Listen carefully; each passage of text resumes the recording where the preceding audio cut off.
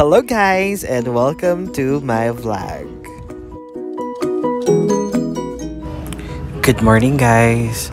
So around 4:30 kakagising ko lang and then magre-ready na ako para pumasok sa office.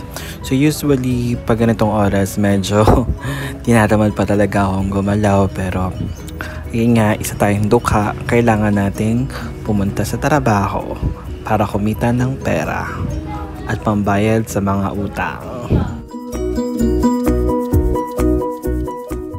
So, ayun nga guys, andito na ako sa BGC station. So, yung way ko is from Market to BGC Bench Tower. Trivia lang guys, dati nung wala pang masyadong mga SM, wala pang masyadong sinihan, dito sa Market magandang manood ng sine. Tsaka dito lagi madalas yung mga mall shows. May natatandaan ako nanood pa ako dati ng Star Wars. Meron pang mga taga Star Circle Quest ba yun, na nakita namin dito sa Market. Kayo guys, saan kayo madalas or saan kayo nanonood dati ng sine?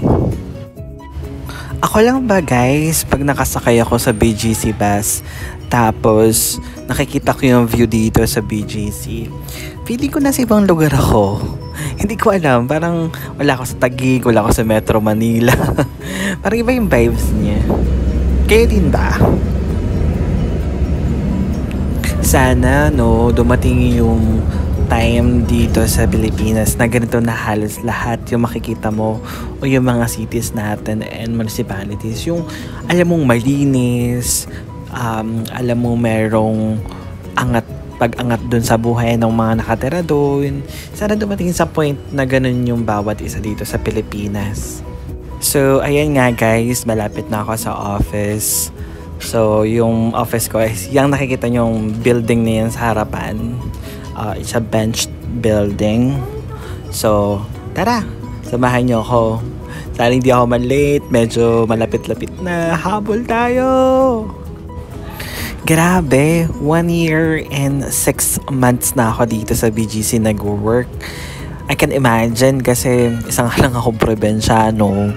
Tapos, hindi ko maisip na makakapagtrabaho ako sa BGC, sa isang kumpanya dito sa BGC. And I'm so thankful Although hindi naman perfect yung company ko, pero ayun, thankful ako kung anong meron ako ngayon.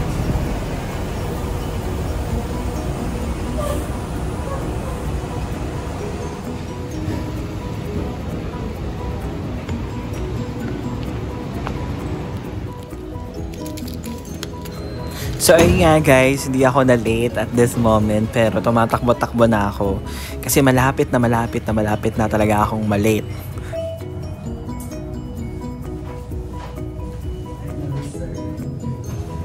So ayun guys, thank you so much sa pagsama sa akin sa pagpunta sa office. Sana na-enjoy nyo rin yung mga views dito sa BGC. And yeah, hindi ko kayo madala dun sa mismong loob kasi bawal yung phone dun sa loob na ng production. So ayun nga, once again, thank you so much and please take care of yourself and be good. Bye for now!